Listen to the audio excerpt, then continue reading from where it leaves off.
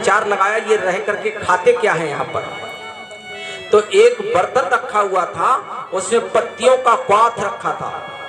माता जी ने एक ढक्कन में उसको लेकर के चखना चाहा तो इतना कड़वा था कि माता जी कहती हैं कि कम से कम 8-10 दिन तक कड़वापन नहीं हमारा गया।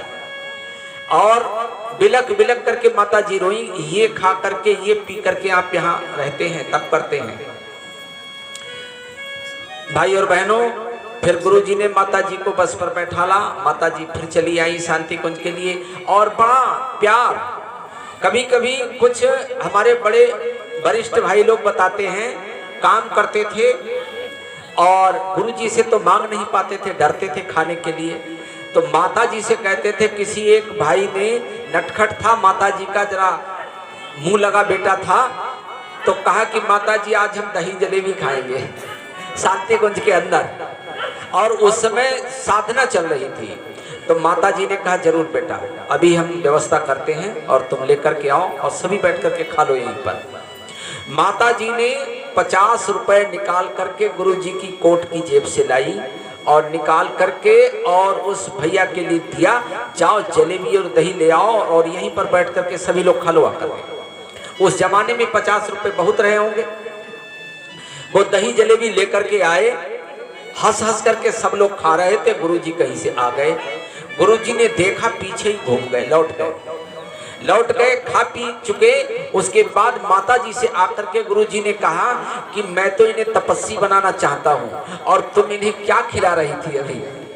तो माता जी ने हंस करके कहा, ये बच्चे हैं, अभी एकदम कठोर नहीं बनना चाहिए, धीरे धीरे ये ठीक हो जाएंगे।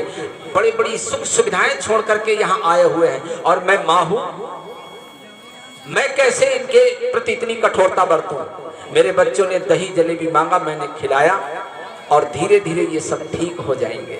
बताओ, गुरुजी कुछ नहीं बोले। तो माता का लाड़ दुलार पा करके और पिता का अनुशासन, इतना बड़ा शांति कुंज आगे बढ़ा है। भाई और बहनों, अगर हमें अपने परिवार में दाम्पत्य जीवन को सुखद बनाना है तो फिर महापुरुषों के रास्ते पर चलना होगा। राम के रास्ते पर चलिए। राम की जिस समय शादी हुई तो संकल्प लिया जाता है। शादी जब होती है वही तो संकल्प। आजकल तो पंडित जी बता नहीं पाते, बताते हैं तो ढोल ढमाके इतने बजते हैं कि वर कन्या समझ नहीं पाते। संकल्प वहां पर लिया जाता था, एक पत्नी व्रत, एक पति व्रत का। कन्या संकल्प लेती है, मैं आजीवन पतिव्रत धर्म का पालन करूंगी। तो राम ने भी संकल्प लिया था, मैं भी आजन्म मोहि मन से प्रतीति मन केरी, जे सपने पर नारी नेरी, मैं स्वप्न में भी पर नारी का चिंतन नहीं करूंगा। हे सीते, मैं तुम्हें वचन देता हूं, अगर तुम अपना व्रत निभाओगी तो मैं भी अपने व्रत पर अडिग रहूंगा। राम ने भी सीता के सामने वहीं पर व्रत लिया था और कई परीक्षाएं राम की हुई। राम अपने संकल्प पर अडिग बने रहे। सूर्पनखा आई परीक्षा लेने के लिए। आजकल का कोई होता तो कहता यहाँ बात नहीं बनेगी, वहां निकल चलते हैं। भाई और बहनों, और उन्होंने ऐसा व्रत लिया, ऐसा संकल्प लिया कि जिस समय बताते हैं रावण पर विजय प्राप्त करके वापस आ गए। दशा अश्वमेध यज्ञ की तैयारी हो रही थी। निमंत्रण पत्र वाल्मीकि ऋषि के पास भी गया, बड़े बड़े ऋषियों के पास गया। तो वाल्मीकि ऋषि प्रसन्न होकर के चिट्ठी पढ़ करके सीता को सुनाने लगे, हे देवी देखो, अयोध्यापति राजा राम दशा अश्वमेध यज्ञ करने जा रहे हैं। तो सीता ने कहा, गुरुजी सच है? हाँ बिल्कुल सच है। तो उसमें तो मेरी जरूरत पड़ेगी। यज्ञ जब तक पत्नी जीवित है तो पति के साथ पत्नी नहीं बैठती तो यज्ञ का पूरा फल नहीं मिलता है, ऐसा हमारा वेद कहता है। तो उसमें तो मेरी जरूरत पड़ेगी। तो क्या मेरे राम दूसरी शादी कर लेंगे? नहीं नहीं, मुझे पूर्ण विश्वास है, उन्होंने मुझे वचन दिया था, वो शादी नहीं कर सकते। सीता कह रही है, वाल्मीकि जी से कह रही है। और उधर ब्राह्मणों ने एकत्रित होकर के राम से कहा कि सीता का तो वनवास हो गया, ये दशा अश्वमेध यज्ञ है, इसमें तुम्हारी पत्नी की जरूरत पड़ेगी। पत्नी के बगैर इतना बड़ा यज्ञ पूरा नहीं होगा। वो तुम्हारे दाहिने भाग में बैठेगी। यज्ञ में पत्नी का दाहिना हिस्सा होता है और हर जगह बाएं हिस्से में रहेगी। जब यज्ञ होता है तो महाशक्ति के रूप में दाहिने हिस्से में बैठती है पत्नी। बोले ये यज्ञ तो पूरा ही नहीं होगा। तो राम ने कहा, ब्राह्मण ने यह भी कहा तुम्हारे पिता ने 3 शादियां की थी, तुम भी एक और कर लो। तो बोले नहीं, यज्ञ पूरा हो या न पूरा हो, मैंने अपनी सीता को वचन दिया है, मैं दूसरी शादी नहीं कर सकता। तब बताते हैं सोने की सीता बनाई गई थी प्रतिमा, और वो प्रतिमा दाहिनी तरफ रखी गई थी। तब दशाश्वमेध यज्ञ पूरा हुआ था। भाई और बहनों, जगह जगह पर परीक्षा ली गई। राम अपने संकल्प पे डटे रहे, सीता अपने संकल्प पे डटी रही। रावण सीता को लंका में ले गया, ना जाने किस किस तरह से बहलाया फुसलाया, और सीता ने कहा कि तू हमारा सर काट सकता है, मगर ये भुजाएं तेरे गले में नहीं जाएंगी, तू मेरा सर काट सकता है। कहीं जुगनू की चमक से कमलनी खिलती है।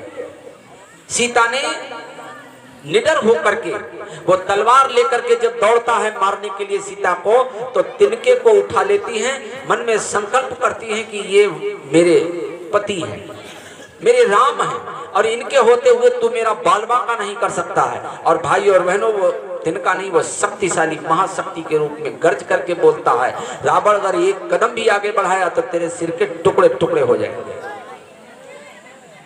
संकल्प की शक्ति आपको बता रहे। सीता अपने संकल्प से विचलित नहीं हुई। भाई और बहनों, दाम्पत्य जीवन की मधुरता, अपने अपने संकल्प पे डटे रहो। और बड़ी मुसीबतें भी जीवन में आती हैं। दाम्पत्य जीवन 3-4 बातों से फलता फूलता है। नंबर 1 होता है परस्पर विश्वास।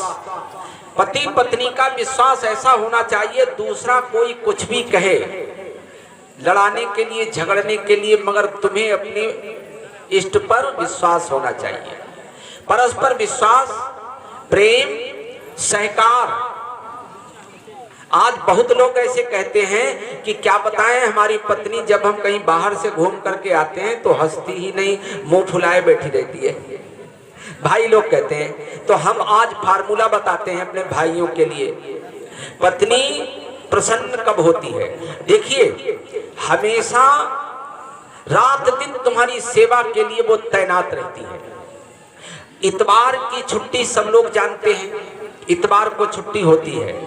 तो जो रात दिन हमारी सेवा के लिए तैनात रहे, तो एक दिन हमारा भी फर्ज बनता है।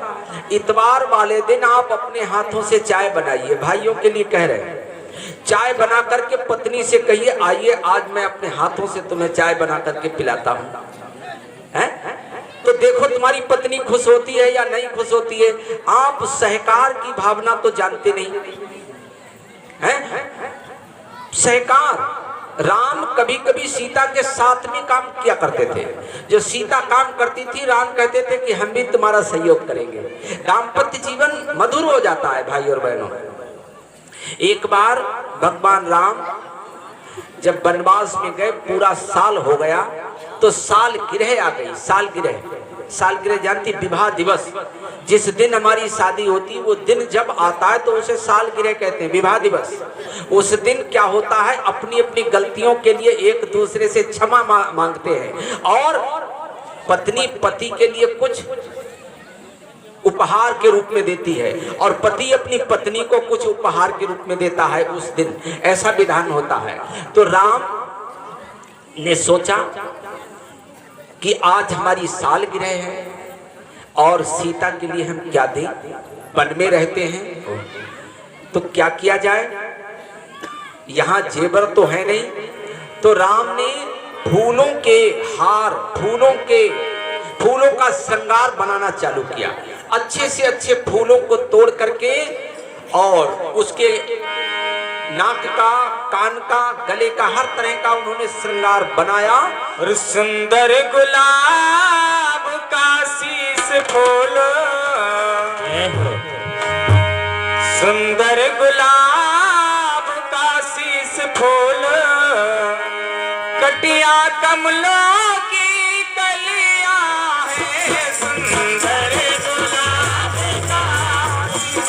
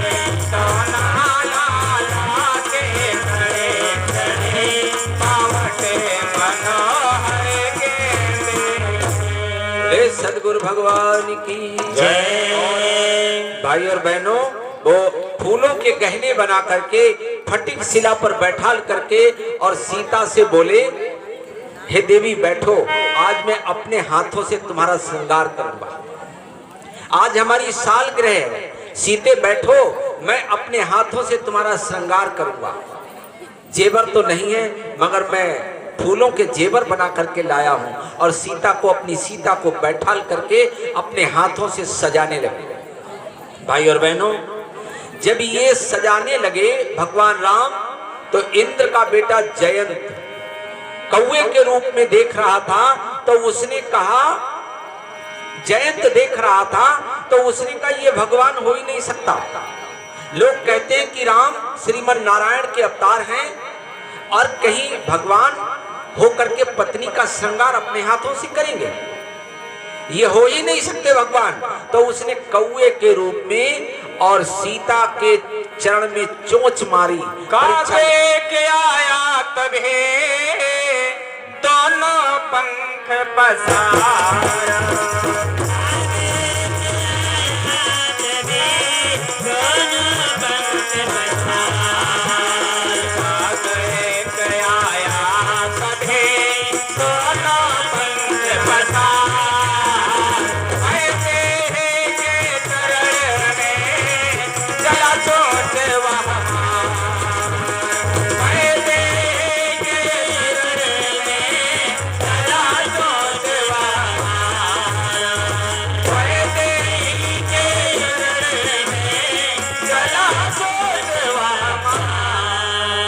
श्यापद रामचंद्र भगवान की जय। भाई और बहनों, सीता के चोंच मार करके भागा। सीता के चरण से जब खून निकला, दर्द राम को हुआ। पति कैसा होना चाहिए? अगर पत्नी के ऊपर कोई मुसीबत आए तो आभास पति को होना चाहिए।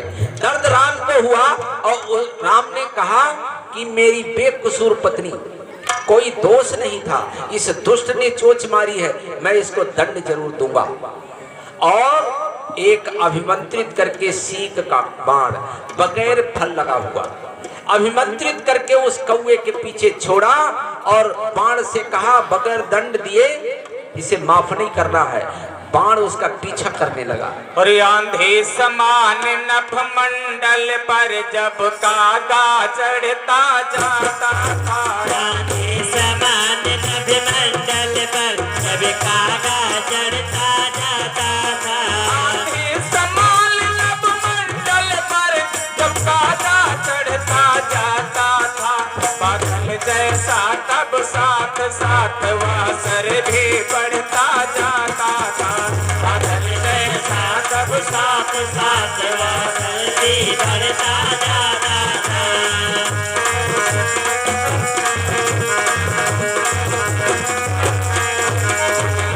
लोगों में गया फिरा, क्या दुख हर सका नहीं कोई,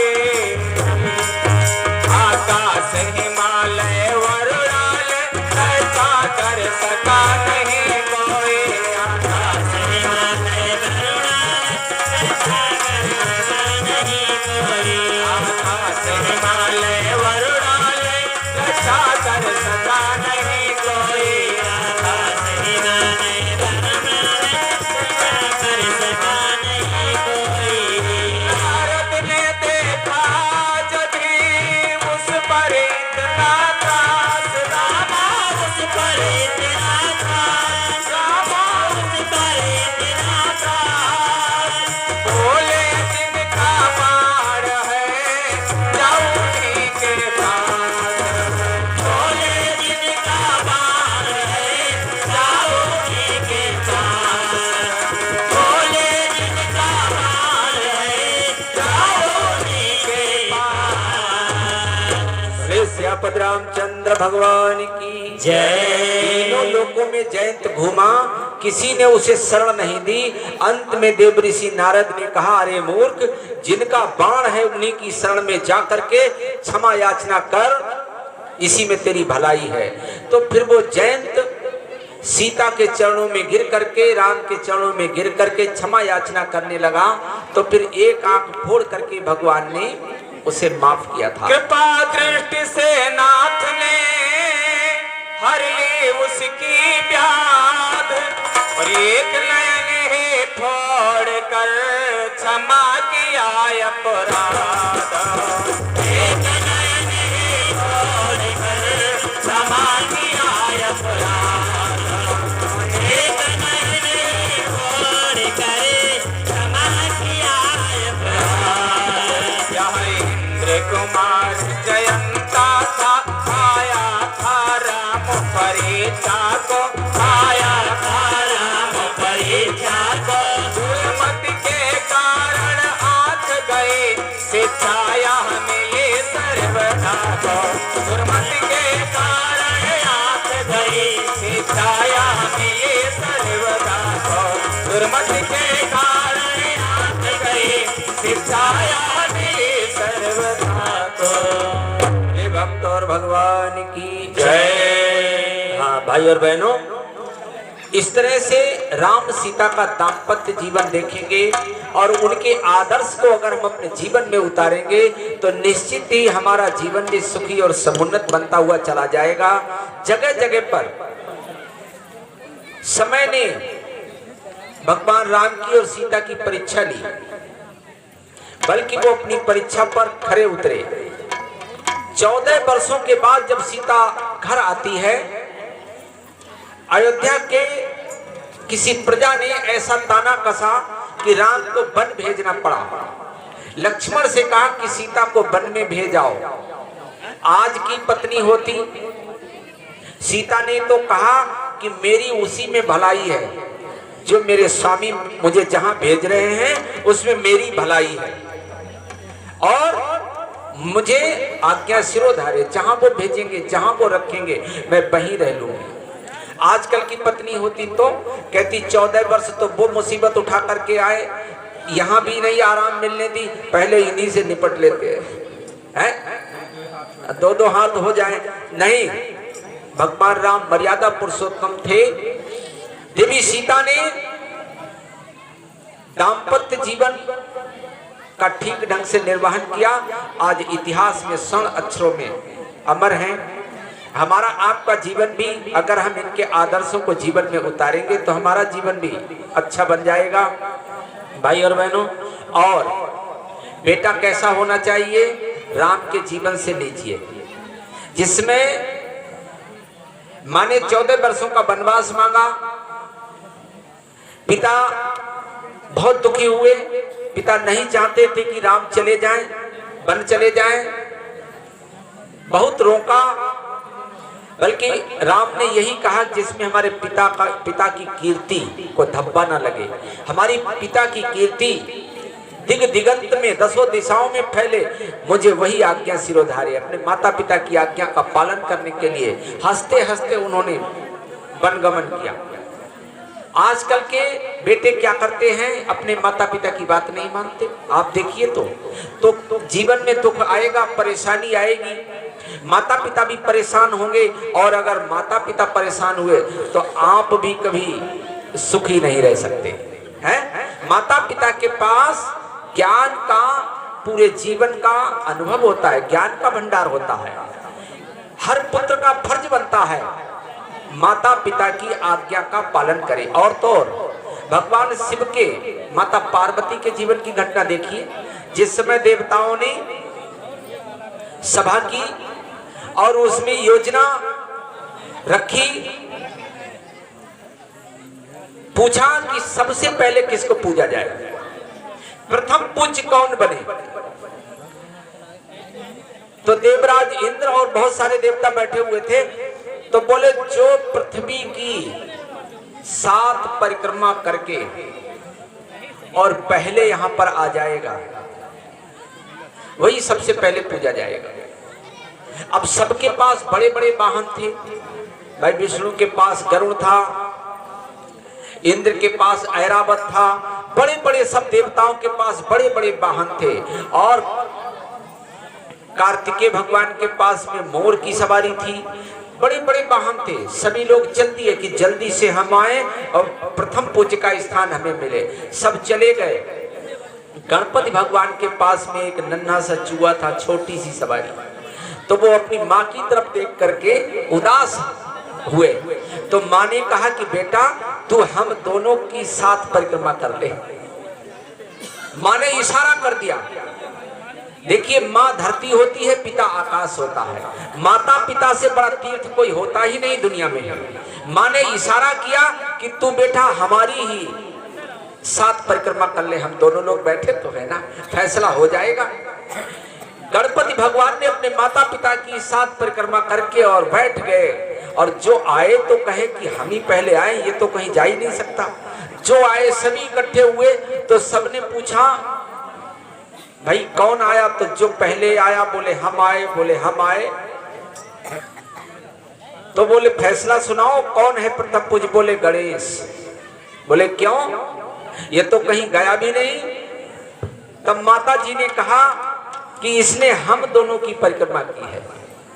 माता धरती है और पिता आकाश है, सारे तीर्थ यहीं पर हैं और प्रथम पूज्य गणपति भगवान माने गए। बोलिए सदगुरु भगवान की जय। माता पिता ही सबसे बड़ा तीर्थ है। आज क्या है, माता पिता की बात नहीं मानते बच्चे बच्चियां, अपनी मनमानी करते हैं। भाई और बहनों, घरों में कलह पैदा हो जाता है, घर में सुख शांति चली जाती है। एक छोटी सी घटना बताते हैं, आज कल की घटना है। एक जगह बारात तय हुई। बारात तय हुई, कन्या वालों ने एक शर्त रख दी। कन्या पक्ष वालों ने बोले कि बारात में सबके सब युवा आना चाहिए, जवान, बुढ़ा कोई ना आए, तब हम अपनी बेटी की शादी करेंगे। तो जो युवा लोग थे उन्होंने कहा बुढ़ों की जरूरत ही क्या है, अपने सब युवा ही चलेंगे। शर्त मंजूर कर ली, हम सब युवा ही आएंगे। बारात की तैयारी होने लगी। निश्चित दिन पर सबके सब युवा और बारात लेकर के चलने की तैयारी थी। इसी बीच में दूल्हे के नाना बुजुर्ग थे, वयोवृद्ध थे, बोले नाना भाई बारात में चलेंगे हम भी। तो बहुत मना किया, तो उन्होंने कहा नाना हम तो जरूर चलेंगे भाई, हमारा नाती, हमारे नाती की शादी हो रही, हम तो जरूर चलेंगे। तो दूल्हे ने भी मना किया, नाना जी वहां शर्त ऐसी रखी गई है, तुम्हारी वहां कोई जरूरत नहीं है। ना ना, हम तो जरूर चलेंगे। बेटा अगर शर्त रखेंगे तो हमें छुपा करके ले चलो। तो फिर भाई व्यवस्था बनाएगी। नाना को सामान के बीच में छुपा करके गाड़ी में बैठा लिया गया और नाना से कह दिया गया जब तक न निकलना, जब तक हम लोग न कहें, छुप करके बैठ करके चलो। सभी युवा सभी गाड़ियों पर चल करके पहुंच गए, बारात पहुंच गई। बाराती जहां पे ठहरे, कन्या पक्ष वालों ने एक गुप्तचर भेजा, जाओ देख करके आओ कोई बुजुर्ग तो नहीं आया हुआ है, कोई बूढ़ा बाड़ा तो नहीं आया हुआ है। गुप्तचर पूरी निगरानी बारीकी से करके गया और जाकर के बताया सभी युवा हैं, कोई बुजुर्ग है ही नहीं। तो कन्या के पिता ने कही तो फिर कौन मुखिया है, भेजो हमारे पास। मुखिया पहुंचा, बोले कि आप जिस रास्ते से आए हो उस रास्ते में क्या पड़ा? कहा नदी पड़ी। कि उस नदी को दूध से भर दो,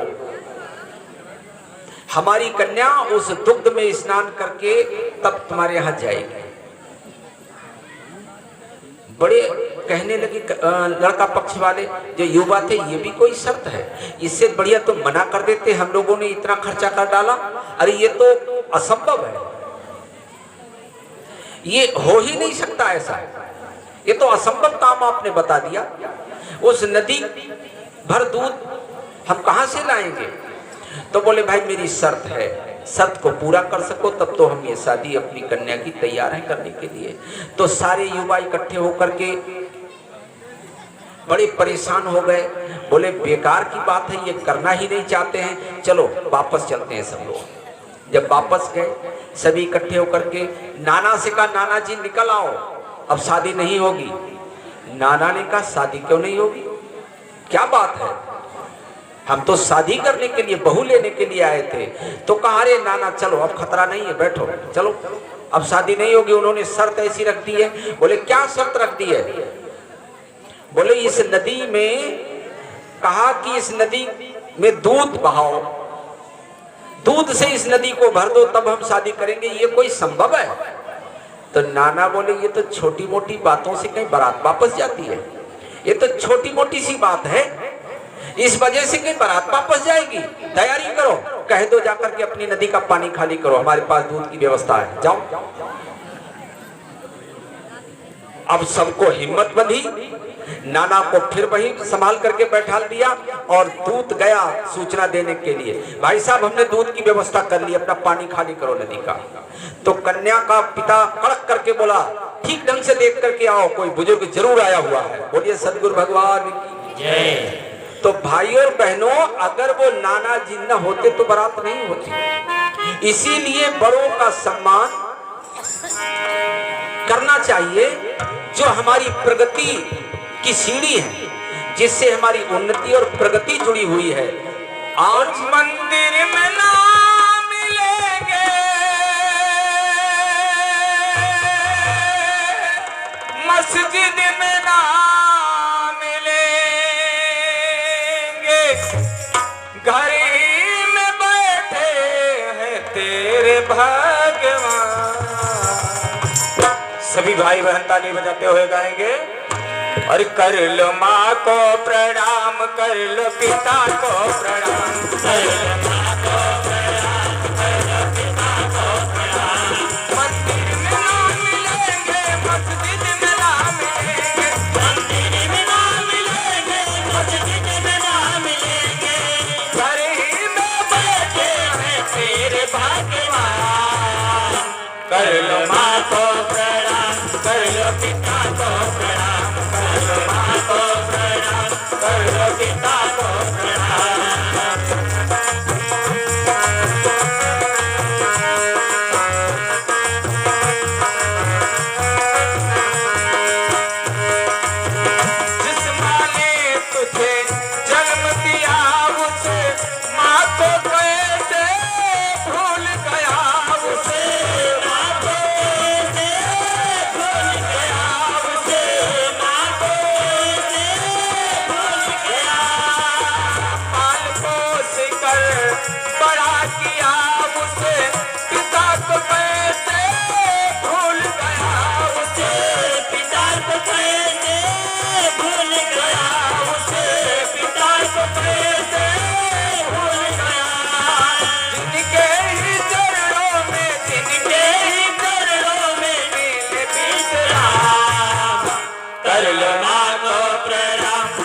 लो पिता को प्रणाम, कर लो माँ को प्रणाम, कर लो पिता को प्रणाम।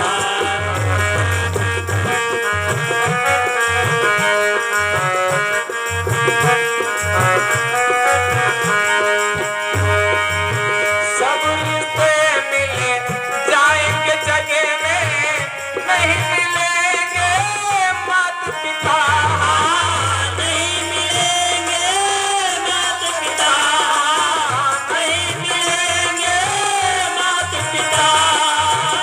और जो रिश्ते स्वार्थ के हैं, सच्चे रिश्ते माता पिता, सच्चे रिश्ते माता पिता, सच्चे रिश्ते माता पिता। उनके ही चरणों में, उनके ही चरणों में है चारों धाम।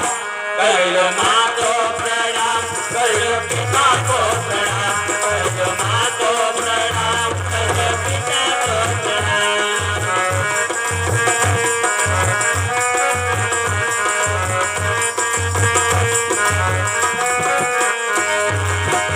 उंगली पकड़े कर चलना सिखाया, भूखे रह कर तुझको खिलाया, ओ भूखे रहकर तुझको खिलाया, भूखे रह कर तुझको खिलाया।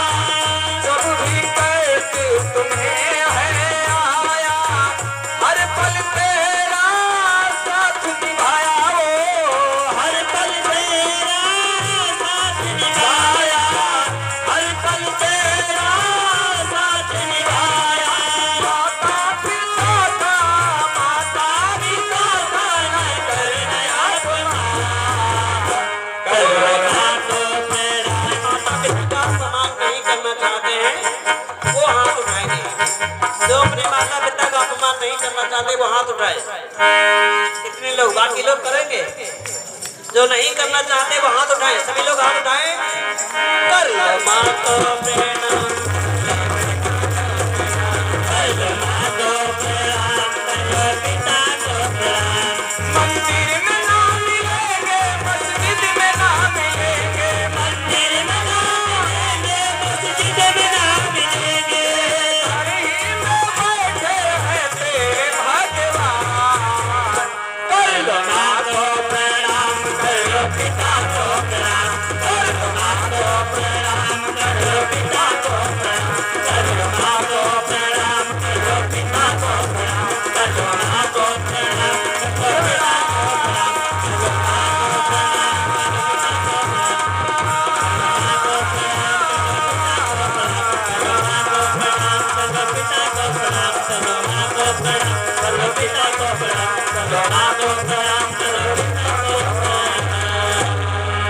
हे सद्गुरु भगवान की जय, माता पिता की जय।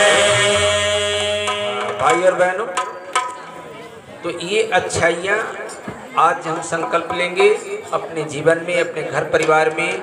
देखिए, जो भाई अभिवादनशील जीवन जीता है, माता पिता के चरण छू करके सुबह अगर आप कहीं भी अपने कार्य क्षेत्र में उतरेंगे तो आप उस दिन की समीक्षा करना,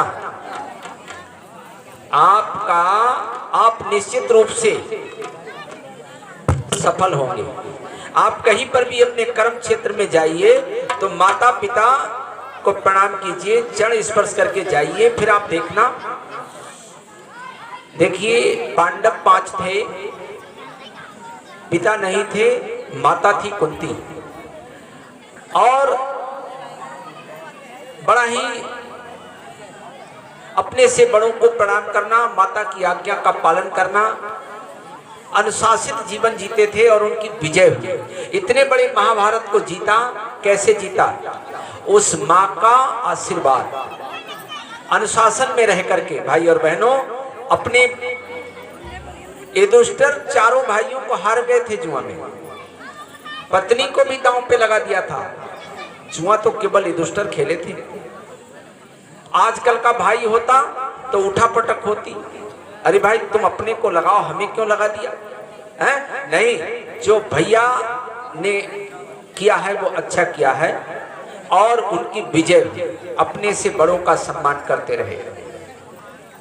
इसी तरह से हर भाई को, हर बहन को अपने से बड़ों का सम्मान करना। बड़ों के पास अनुभव की पूंजी होती है, अनुभव का ज्ञान होता है, ज्ञान की पूंजी होती है, उसको थोड़ा सा बैठ करके लीजिए तो एक नहीं सैकड़ों कहानियां। एक बार एक महात्मा ट्रेन में सफर कर रहे थे और आज कल के स्कूल के लड़के एक शब्द ऐसा नाम रख दिया जो बिल्कुल ठीक ढंग से ना बैठे, इससे लड़के, उससे लड़के, उससे लड़के, उससे लड़के, जो हमेशा लड़े वो लड़के हैं, वो तमाम एक डिब्बे में घुस गए। महात्मा जी बेचारे एक किनारे बैठे हुए थे। अब उनमें सारे लड़कों का एक नेता था, लीडर था, तो उसने सब लड़कों से कहा कि हम जंजीर खींचेंगे गाड़ी की, ट्रेन को रोकेंगे। तो उसमें कुछ लड़के बोले अगर कहीं टीटी ने पकड़ लिया, जुर्माना डाला तो क्या? तो बोले इस महात्मा को लगा देंगे, वो बैठा हुआ महात्मा, उसको लगा देंगे। अब महात्मा बेचारे सीधे साधे, तो उन्होंने बड़े हाथ जोड़े, भैया हमें क्यों लगा दोगे, हमें क्यों फंसाओगे, अरे हमने तुम्हारा क्या बिगाड़ा है? तब वो ताली बजा करके हंसा, तुम जब गिड़गिड़ाओगे तो हमें बहुत अच्छा लगेगा। अब लड़के तो लड़के ठहरे, तो 20 लड़कों ने कहा कि देख, वो एक लड़का बोला जंजीर तो खींचूंगा। तब सबने कहा कि देखो भाई, अगर कहीं बाई चांस जुर्माना पड़ जाए तो बोले सब लोग इकट्ठा कर लो, देखा जाएगा, बलबाद जुर्माना पड़ेगा ही नहीं, तुम निश्चिंत रहो, इनको लगाऊंगा, ये बैठे हुए हैं।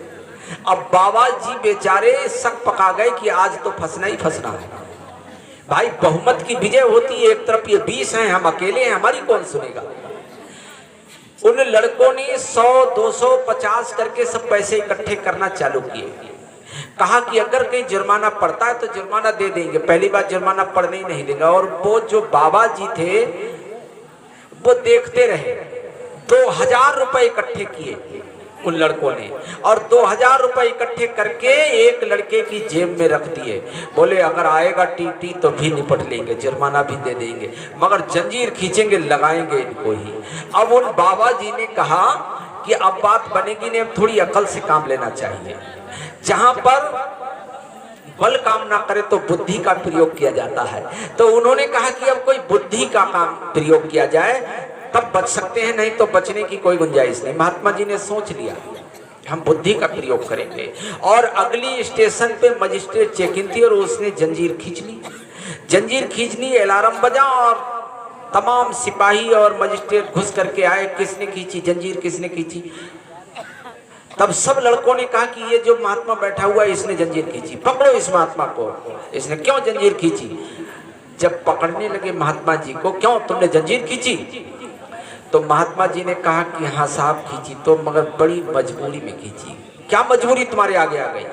हमारे पास केवल 2000 रुपए ही थे और इन लड़कों ने छीन लिए, उसकी जेब में रखे हुए हैं मजबूरी में। अब सबका पकड़ो, कोई लड़का बाहर ना जाने पाए। तब सबको घेर करके पकड़ लिया। बोले किसकी जेब में है? बोले इसकी जेब में है। देखा तो 2000 रुपए रखे, सबके हथकड़ी लग गई। और उन लड़कों का जो लीडर था आंखें तरेर करके महात्मा की ओर देख करके चलने लगा। तो महात्मा जी ने अपनी सफेद दाढ़ी पे हाथ फिराया।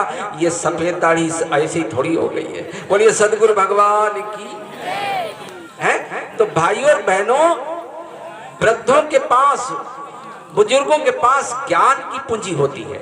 अरे उसको लीजिए, तो उनका सम्मान कीजिए, उनसे सलाह लीजिए, फिर आप देखिए आपके जीवन में कैसी प्रगति होती है।